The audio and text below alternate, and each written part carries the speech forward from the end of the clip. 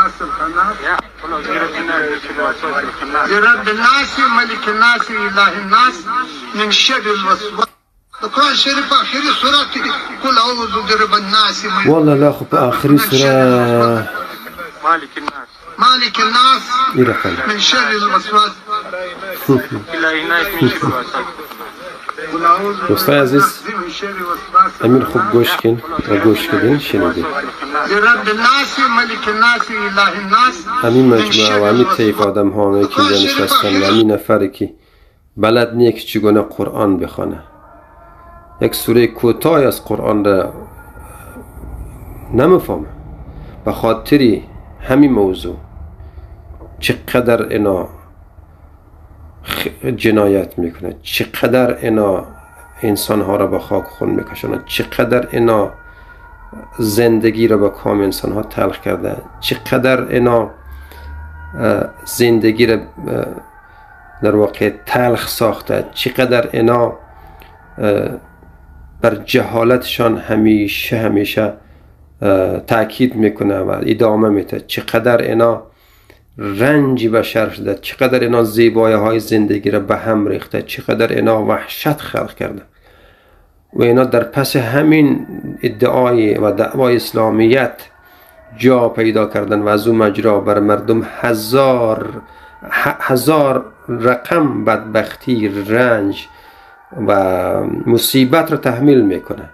از پس همین روایت های مذهبی دینی، از پس همین گپایی که الان همین لحظه آیه قرآن را بلد نیه، عمرش شما میدونید چند سال از عمرش گذشته، چنین چیزی را شما تصور کنید، به خاطر چقدر انسان ها را تلف میکنند، چقدر انتحاری، چقدر انفجار، چقدر بر زنهای اینا توهین میکنه، چقدر محدودیت برای زندگی کردن خلق کرده، چقدر در پس این سوره ناس و امثالهم و عوام فریبه هایی که اینا انجام میده.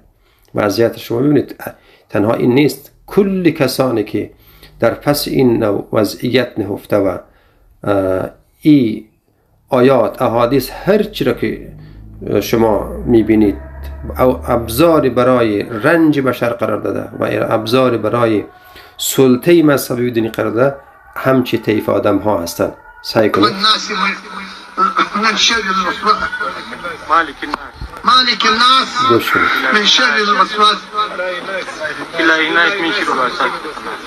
قل اعوذ برب الناس من شر الوسواس الخناس. ببینید این نمونه برجسته و باریزی از امین طیف آدم هایی که اینجا صف کشیدن، اینا که زندگی را به کام انسان ها تلخ کرده، جهنم ساخته، رنج خلق کرده، در پس همین دعوای اسلامیت نهفته که بوی از اسلامیت و از قرآن و از دینی که دارن نداره، فقط اینا در پسش جا پیدا کرده، اینا موضعی برای خودشون ساخته که از او موضع حمله میکنه، وحشت میآفرینه، رنج برای بشر میآفرینه.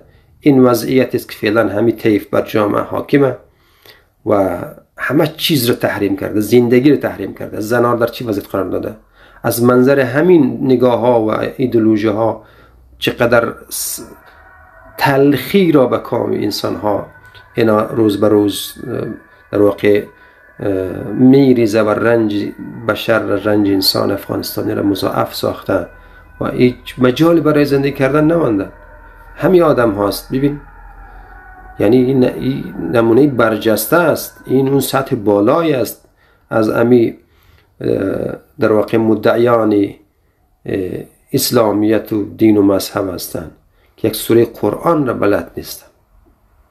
ببینید امروز این رسوایی ها پشت تریبون ها یا پشت دیوارها باقی نمیمونه، رسانه هاست باستاب میده، خودشان میان رسوایی خودشان را بر روخ مردم میکشنن، برجسته میشه. ولی امین هاست که بر 30 میلیون جمعیت فعلا حکومت میکنه و مجال نفس کشیدن از مردم را گرفته است.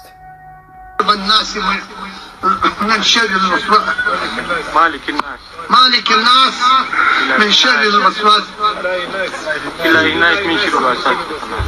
قل اعوذ برب الناس من شر وسواس الخناس